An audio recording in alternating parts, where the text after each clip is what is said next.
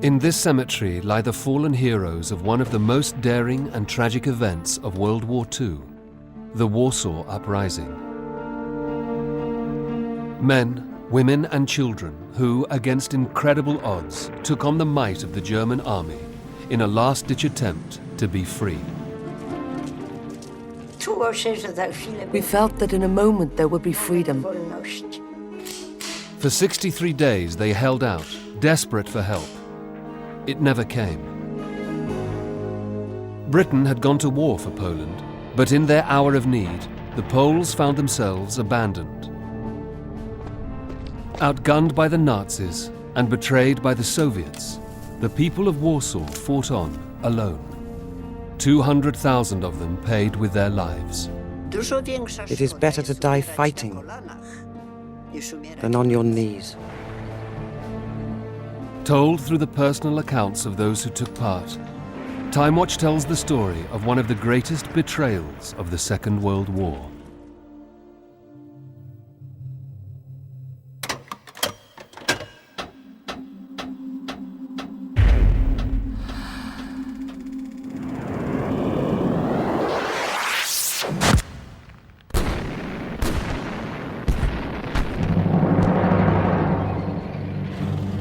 On the 1st of September 1939, German troops crossed the border into Poland.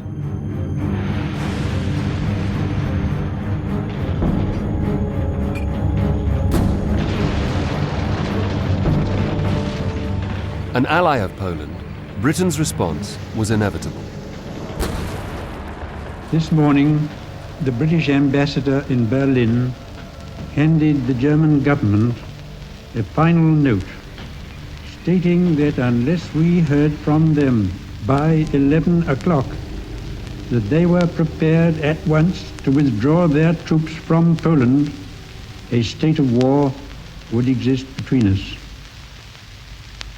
I have to tell you now that no such undertaking has been received, and that consequently this country is at war with Germany.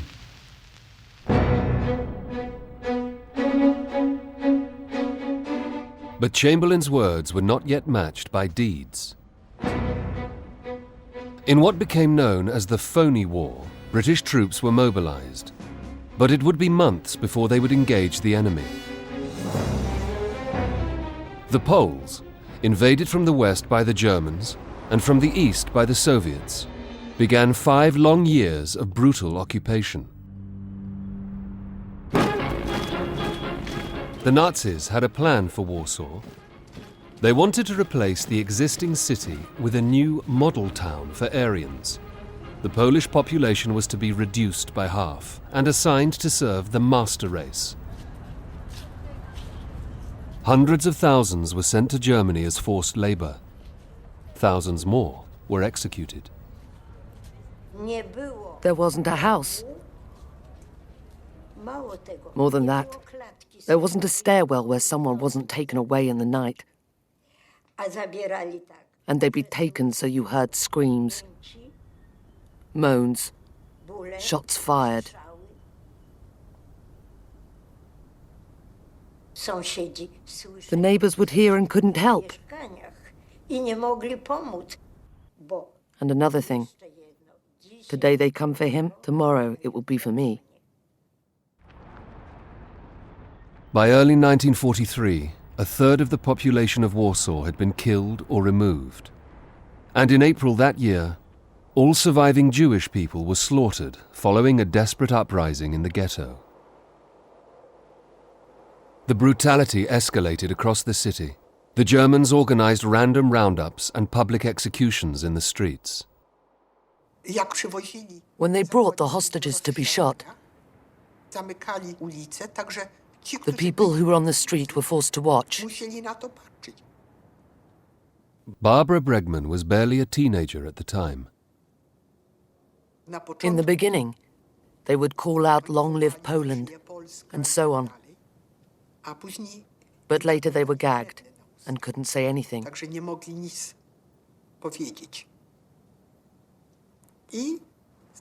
They were lined up against the wall and shot, and the Germans would drive away. And within minutes, there were candles and flowers.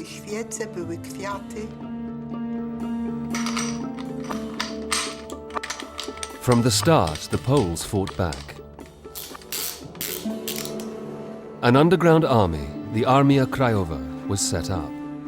Directed by their exiled government in London, they gathered intelligence and carried out acts of sabotage.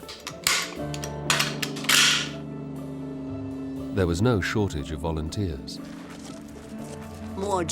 Young people were taught. Today, tomorrow, and after tomorrow. Today, resistance. Sabotage. Tomorrow, the fight. And after tomorrow, the rebuilding of free Poland.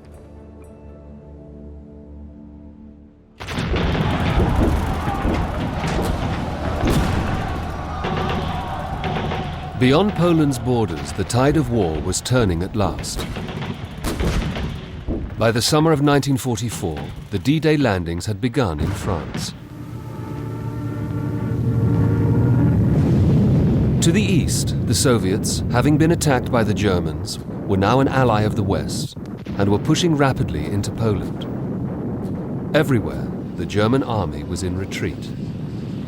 For the first time, the Poles began to hope that they could be free again. The people of Warsaw watched and waited.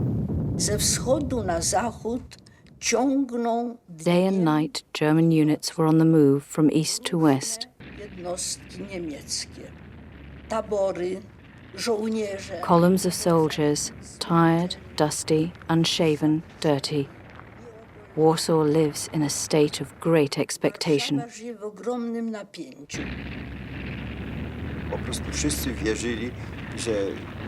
We all believed that the Germans were about to capitulate, that this was the end. Now was the moment to attack, just as the Germans were running away. Chasing the fleeing Germans was the Soviet Red Army. By the end of July, they were just 15 kilometers away from Warsaw. They called on the Poles to act. There were Russian planes over Warsaw, dropping leaflets saying that the hour of victory is at hand, that the victorious Russian army is coming and wants Warsaw to help.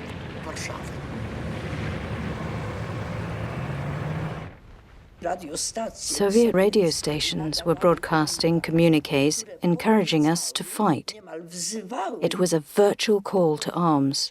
But the Poles were suspicious, and with good reason. Stalin's secret intention was to bring the country under his own control. The Poles decided that the best thing to do was to meet the Soviet army as a free people by liberating their capital themselves. For the underground army in Warsaw, their moment had arrived. Hanka Kościa was assigned to a first aid post in the town center and was sent to collect identity armbands for her unit. I found the address, entered and gave the password, Warsaw, and she replied freedom. And then, very conspiratorially, she looked at me and said, "You know that we start at 5.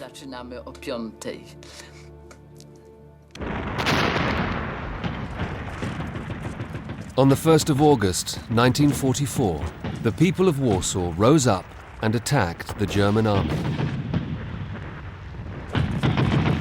All over the city, units of freedom fighters stepped out of the shadows and captured enemy positions. For the first week, we were victorious in every combat with the Germans. And this kept our spirits up. Also the civilians. They greeted us like heroes. The Poles had been secretly preparing for this moment from the start. Field hospitals, printing presses, a radio station, and even a film unit went into action right away. Girls and boys as young as 12 played their part. I was in charge of a group of Girl Scouts. People brought us bottles and rags, and you wrap this round with a special powder. You grab the bottle by the neck. When a tank approached, we lined up, each with a bottle.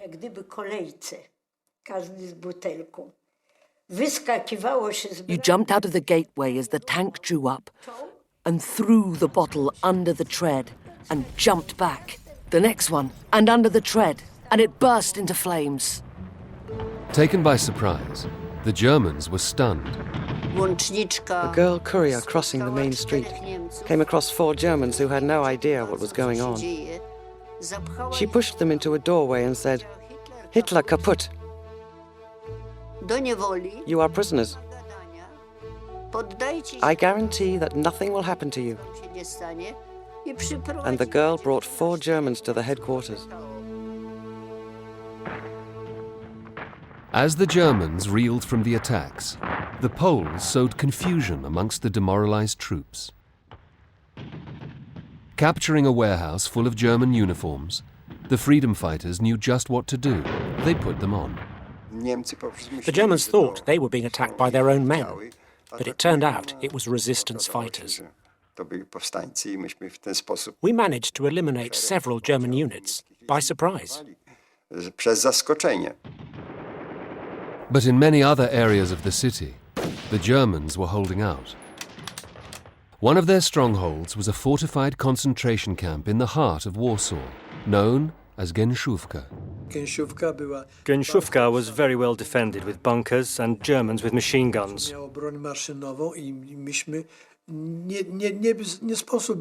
There was no way we could succeed without tanks. Undeterred, the freedom fighters managed to capture 2 tanks and launched an attack. We seized Gęszówka within the space of a few hours. It was such a shock and surprise for the Germans that we found a steaming pot of soup in the canteen.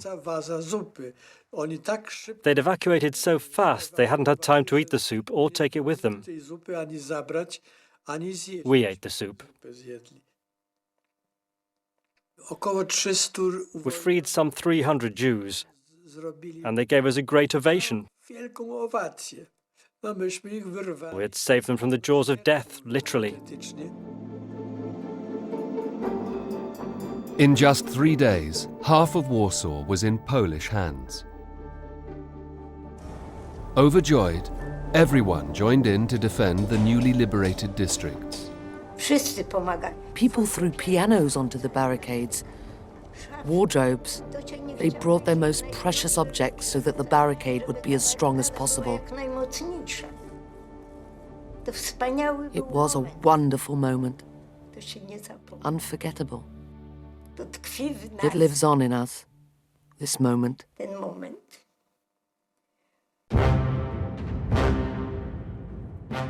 The German High Command was furious. A people that they considered inferior was suddenly disrupting the German military effort at a time of crisis. But Himmler saw an opportunity.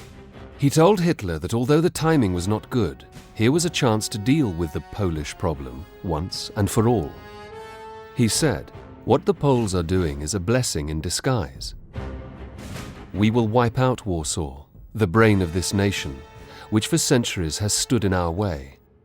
The Poles will not be a problem for our children and all who come after us."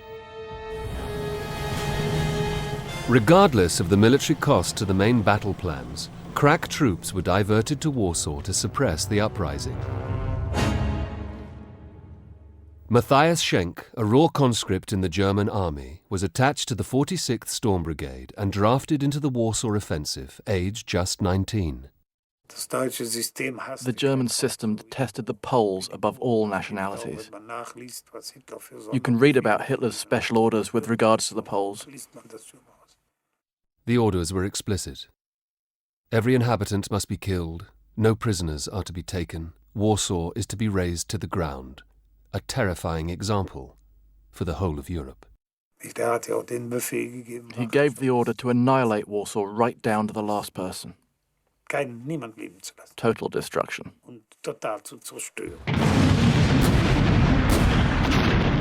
The attack was spearheaded by the notorious SS Brigade, consisting largely of criminals handpicked by the ruthless Oskar Dirlewanger. For the young German conscript Matthias Schenk, it was the start of a nightmare. I looked in the houses and saw the dead lying on the stairs. In the first house, there was a man and a woman who had been shot in the head. They shot almost everything they saw. Women and children in the houses, on the street, in the fields. The Dirlewanger Brigade had gone through this area before us. I don't think they spared the lives of anyone. Street by street, the genocide was underway. The terrified population took refuge wherever they could. The SS found 60 people hiding in this church. Among them, 11-year-old Wiesław Kempinski and his family. They were ordered to come out. For the young Wiesław, the memory is almost surreal. I cannot honestly say whether people were shouting, or children crying, or women screaming. I can hear nothing. The images are so vivid, but I cannot recall any sounds. And so we came out. My father goes first. We formed a sort of column, like an army, and we all came out. I was at the end with my mother. My mother was probably carrying the little one in her arms. To have him close to her, to shield him, so that he would not see.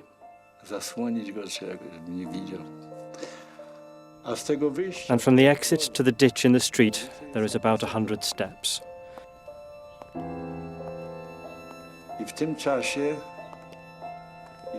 How long does that take? 10 minutes?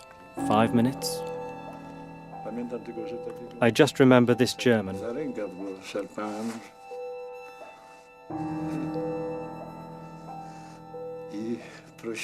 I tugged him by the sleeve and asked him not to kill us. I must have realized. And my mother too. She kept saying over and over again, like a scratched record, "They will kill us. They will kill us." We knew.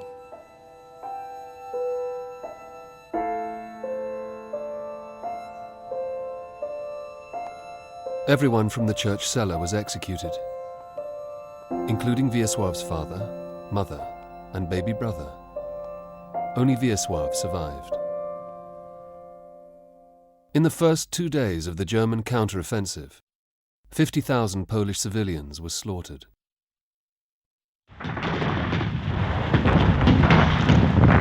For the freedom fighters, the onslaught was overwhelming. Block by block, they were forced back towards the old town. The shortage of ammunition was catastrophic. We did have captured weapons, but there was no ammunition. Just a few bullets per soldier.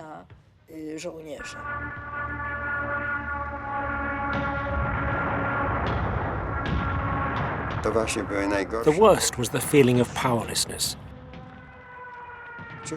Because what can one do against planes which are bombing you? A bomb would fall through the entire stairwell and explode in the cellar, and the whole building would collapse. With few weapons, the Poles fought back in any way they could.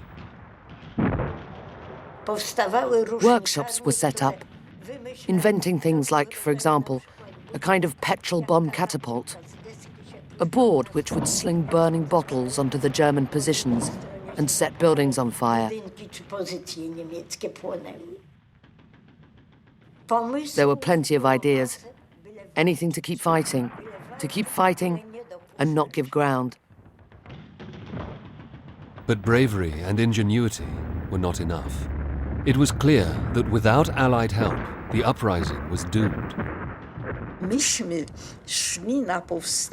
The uprising was only planned to last 3 to 6 days.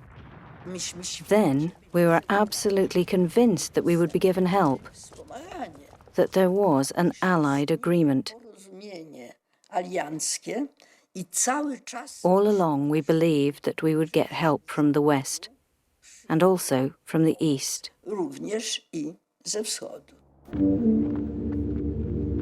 Britain had gone to war to defend Polish sovereignty. Now, the Polish government exiled in London put pressure on Churchill to support the freedom fighters. But although the Soviets had troops just 15 kilometers from Warsaw, British forces were thousands of miles away in France. Nonetheless, Churchill did what he could. On the 13th of August, at an Allied airbase in Brindisi, southern Italy, RAF bomb aimer Jim Orton was called to a briefing for a special operation. We went into a hut where there was the briefing to take place. And on the wall at the end of the hut was a very big map and a tape, a pink tape, going from Brindisi to Warsaw. Then we were briefed by an officer who told us, "Tonight you will not be dropping bombs, you will be dropping supplies in Warsaw, where the Poles have started an uprising." Well, we all thought, there's nothing we can do really. Warsaw is too far away. We'll never get there and back in one hop. Then we were briefed by a Polish officer. He addressed us in poor English. He said, "For 13 days these people, they fight. If you will not help them, they die." That evening, a group of Liberator and Halifax bombers set off. 6 hours later, they reached the beleaguered city. What nobody had told us was that Warsaw was in flames. And when we opened the bomb doors, we could smell the smoke from the fires. Our crew of sergeants decided we were not going all that way to Poland to drop the supplies in the wrong place, to drop them so the Germans could get them. And we spent 50 minutes flying around over Warsaw while other aircraft were being shot down. We climbed up a little higher so we could have a better view of the whole of the city, and counting the bridges of the Vistula, we decided where Żoliborz was, which we understood to be in the hands of the insurgents, the Poles, and I dropped the supplies there. Jim's crew turned for home. When we landed at Brindisi, taxied to the end of the runway, and then the engines spluttered and conked out. Truly out of fuel. Jim had made it back. Just. But 256 of his colleagues were not so lucky. If the missions could be run from bases on Soviet-held territory, in Poland itself, the operations would be far less risky. Captain Hugh Lungi, a member of the British military mission in Moscow, approached the Soviets for permission. I was on the telephone every day trying to get meetings with the Soviet authority, with the Ministry of Defense, and particularly our Air Force people, in order to demand landing rights in the territory held by the Red Army near Warsaw. Polish territory, but held by the Red Army. We weren't given an answer. Nobody, neither our ambassador nor our head of the military mission or anybody, was given any particular reason why these rights should be denied to our aircraft, who are, after all, helping not only the Poles, but in a sense we're helping the Red Army. All we got was this, well, perhaps we'll let you know. And then, no, we were refused. The reason was simple. Stalin's plan was not to help create an independent Poland, but to take control of it himself. Only the freedom fighters, loyal to the Polish government in exile in London, stood in his way. With the Germans wiping them out, the last thing Stalin wanted was the Allies coming to their aid. And he knew that Churchill could not insist. 9 months earlier, the future of Poland had been conceded to the Soviets as an incentive to keep Stalin fighting on the side of the Allies. Winning the war against Germany was the bigger goal, and the Poles would pay the price. Driving the Germans out, this is what we all wanted, including the Poles themselves. But all talk of an independent and free Poland was castles in the air, as they say. It was really a pipe dream.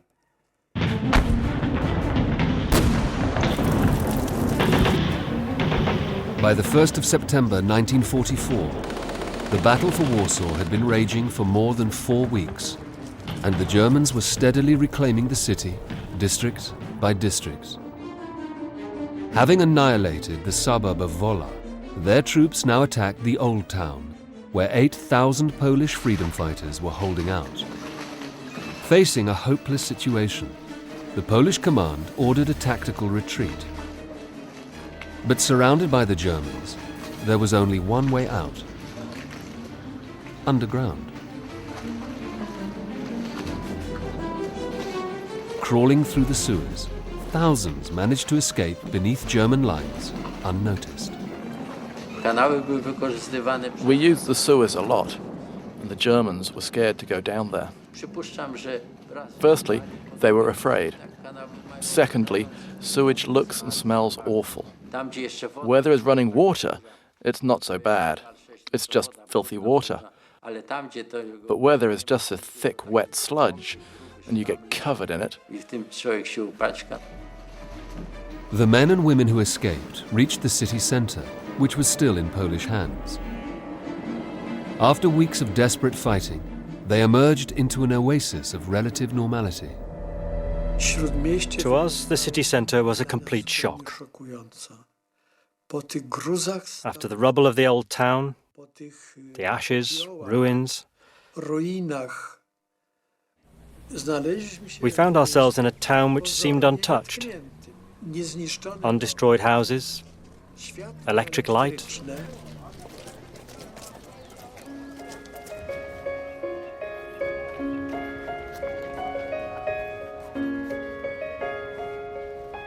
In the few remaining pockets of Warsaw still in Polish hands, people managed to enjoy some precious freedom. Though the battle for Warsaw's future raged only streets away, here there was time for the most ordinary of pleasures. Friends met, read papers printed by the free press, children played on the streets. People even found the time to marry. My friend from another unit was engaged before the rising. She and her boyfriend had a normal wedding, married by a priest. Nobody thought about tomorrow.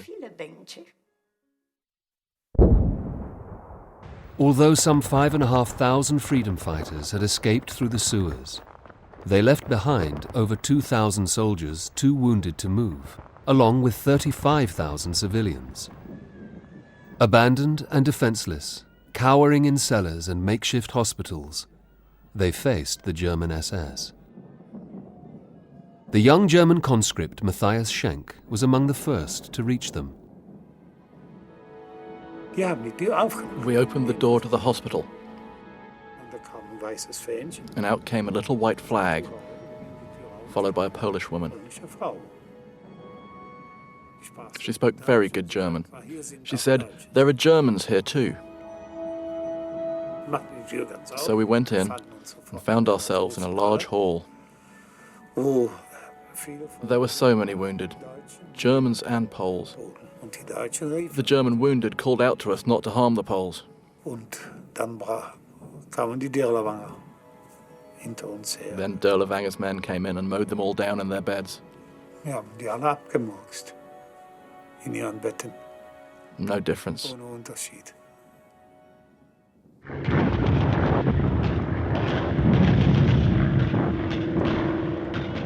With resistance in the Old Town wiped out, the city centre now became the focus of attack.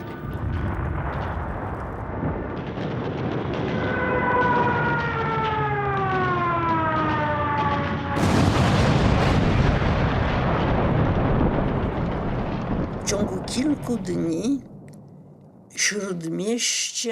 the space of a few days, the city centre was a pile of rubble, with ravines marking the places where there had once been streets. The landscape changed overnight. The skyscraper in Napoleon Square, which used to tower over Warsaw, was just a smouldering skeleton.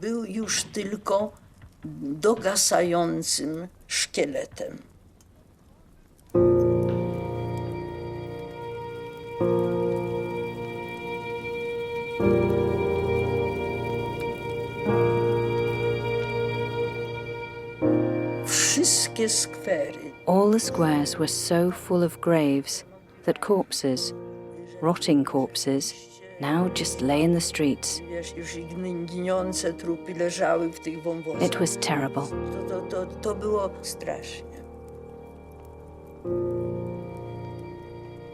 But there was a spirit which held everything and everyone together.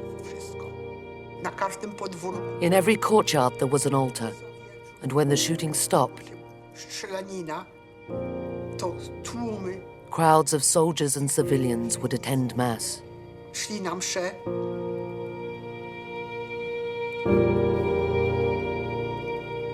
As the German onslaught on the city centre continued, the death squads claimed ever more lives. Waldemar Świątkowski was just 11 years old when he and his father were rounded up by the SS along with 300 other men and led into the ruins of the Grand Theatre. The Germans led us calmly onto the first floor. There was a lot of confusion. Everyone tried to stay close to his friends. It was noisy. The Germans called us to order, but somehow this didn't work. They began firing at random into the crowd. It became quiet.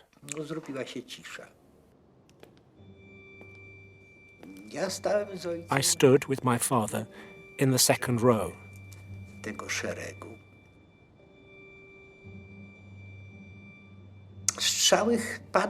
The shots were fired from Theatre Square, where there was a machine gun firing through a missing wall.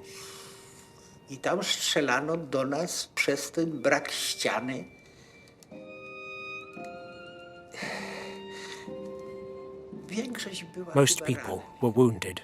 People crawled, wailed, shouted, and begged for help.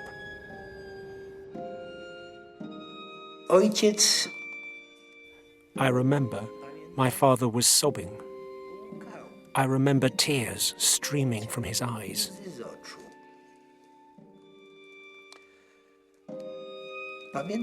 I remember that he said to me, "Go away from here." He didn't say run. He said, "Go away." He let go of my hand. I left. It seems the Germans didn't notice. I began to run. I heard firing. I heard screams. I walked away because I did not have a grown-up's imagination. I was simply carrying out my father's order to leave. I didn't fully understand the situation. Those who remained seemed hypnotized, in a state of shock. They stood calmly, waiting for death.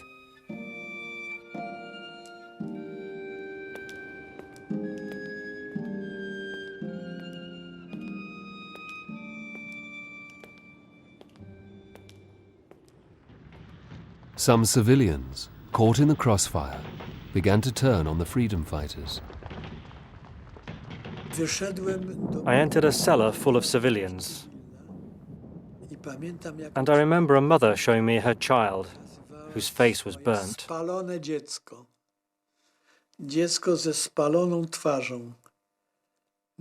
And she cried out, "See what you have done." And their curses flew at me like bullets. So you wanted an uprising, did you? That was a very difficult experience. After 40 days of bloody fighting, the Polish underground army now faced the prospect of defeat. With great reluctance, they began to negotiate terms of surrender with the Germans. Throughout the uprising, the Soviet Red Army had stood idly by just 15 kilometers from Warsaw. Now, as the Poles were about to give up, they made a move. Soviet planes appeared over Warsaw and bombed German positions in the eastern suburb of the city. But though he now encouraged the Poles to keep fighting, Stalin still had no intention of saving them.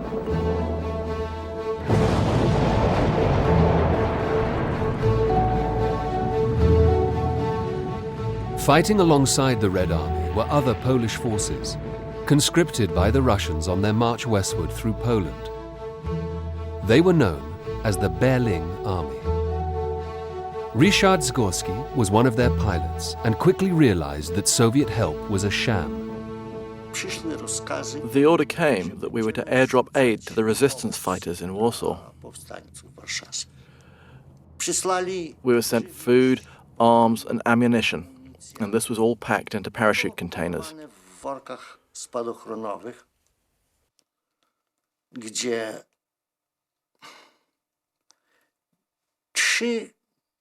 A few days before the airdrops were to begin,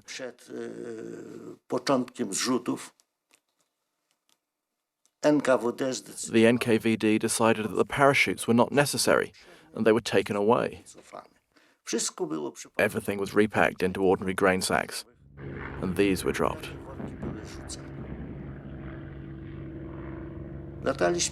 We flew relatively low, but so what? A sack dropped from 30 meters, all you get on the ground is rubbish. I almost got hit on the head with one of these sacks in Hoosier Street, near Three Crosses Square. It hit a house, went through 2 floors, and landed on the ground just behind me. There was nothing to pick up.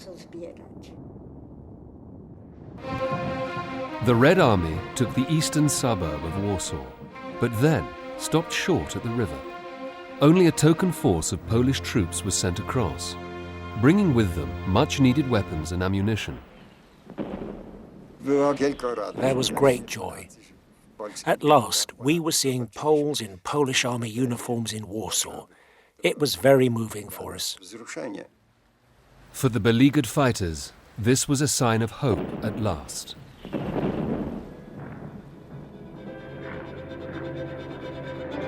Polish hopes rose even further when, a few days later, it seemed that help was also coming from the west.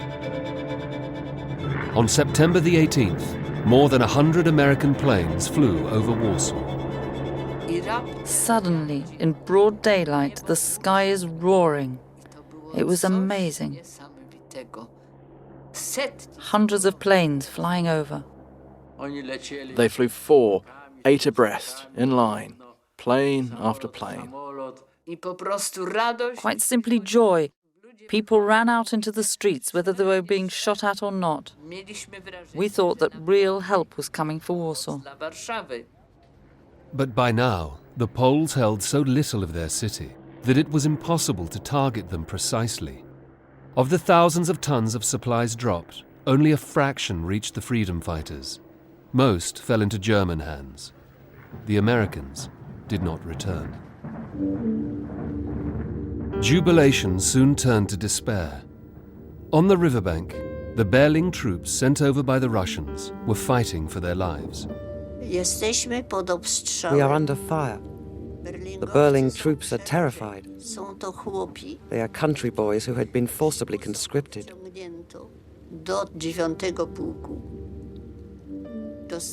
They had been given guns which they didn't know how to fire. They had never been in a larger town, let alone a ruined fighting city like Warsaw. They hide in various holes, in the cellars, crying, praying, cursing. It is desperate. Again and again, the Berlin troops begged their Soviet commanders to send reinforcements. And the radio operators call non-stop in Russian. This is Swan. Electron. Why are you not replying? They were calling the opposite riverbank, codenamed Electron. And our side was Swan. And this Swan kept calling Electron, and Electron remained silent.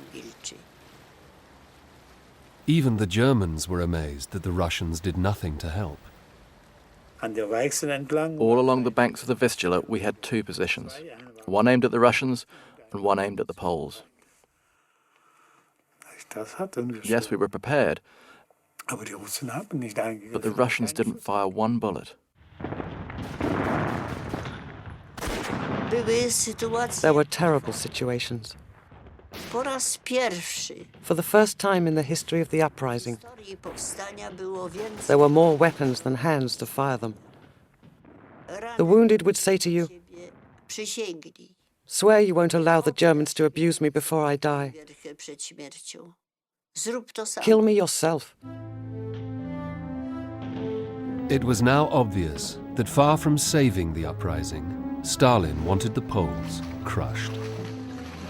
By the end of September, the last districts held by the Polish freedom fighters had fallen to the Germans. Again, the survivors withdrew to the city center through the sewers. But by now, the Germans knew about the escape routes. The Germans threw carbide down, which mixed with water gave off a poison gas. People didn't know what to do. They choked, trampled over each other. There were grenades hanging under the exits. These could be set off by accident, wounding and killing.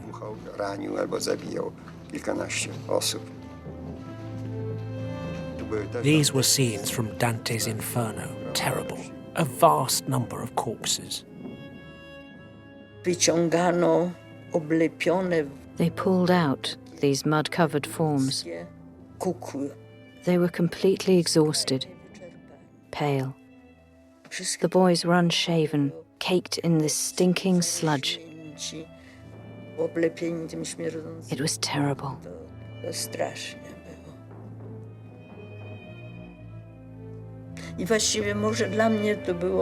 And for me, it was like the end. The capitulation had to take place.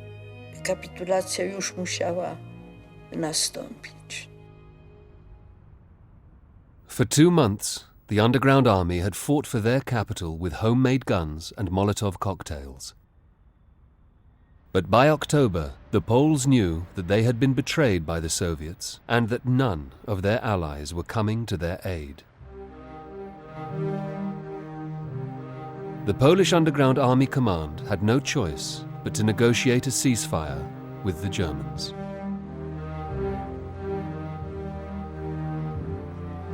On the 2nd of October, the Poles put down their arms.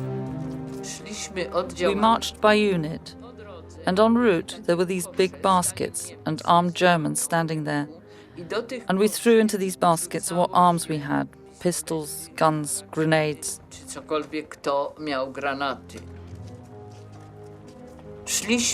We marched with great sadness and bitterness.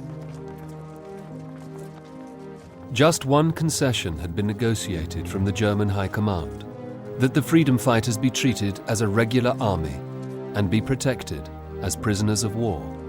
The Germans were very sober, and some of them saluted.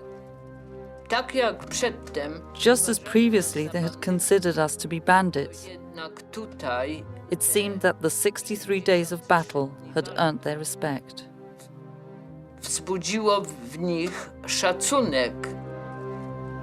In total, 15,000 resistance fighters, men and women, marched from the ruins of Warsaw into German prisoner of war camps. They left behind the bodies of 18,000 comrades in arms. Soon after, the entire civilian population was ordered to leave. They too left behind the bodies of their families and friends, 180,000 of them. But still it was not over. The last to leave witnessed Himmler's orders being carried out, the systematic ransacking and destruction of their city. After each house was vacated, the Germans would plunder it. So there were teams which took all the furniture, others took the pictures, and so on. Once a house had been ransacked, then they set it on fire and destroyed it.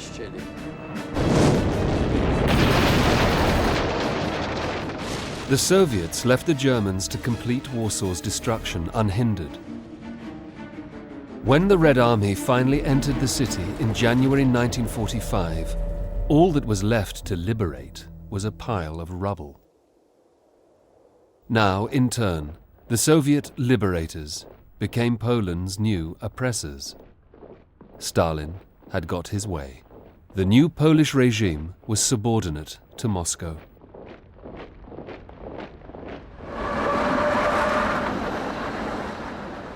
The freedom fighters who had survived the Germans were now rounded up by the Soviets. Thousands were imprisoned and sent to Siberia. Soviet units made the arrests. They arrested people on the basis of what they looked like. If they were young or in reasonably good physical condition, then right away, hands up, they were arrested, calmly sentenced, and sent to camps in Russia to be destroyed. Very few returned. Politically, the uprising was almost certainly doomed from the outset, a point not lost on many who took part. It's very difficult to come to terms with the fact that the most important event in my life, which this certainly was, that it was pointless and possibly harmful. Yet, as a gesture of defiance, the Warsaw Uprising has few equals in history. It is a great shame, but it is far better to die fighting than on your knees.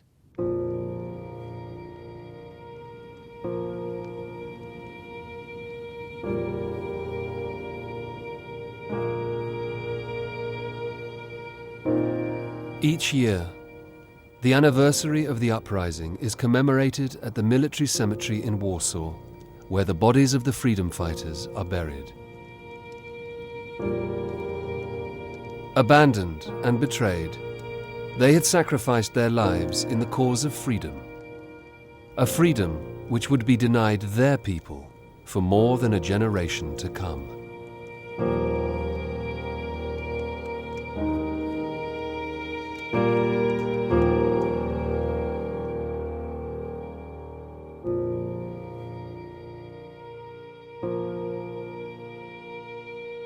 If you share our passion for the past and want to delve deeper into the stories unearthed by Timewatch, why not subscribe to our regular email newsletter? For programme updates, further information and access to exclusive events, visit bbc.co.uk/Timewatch to subscribe.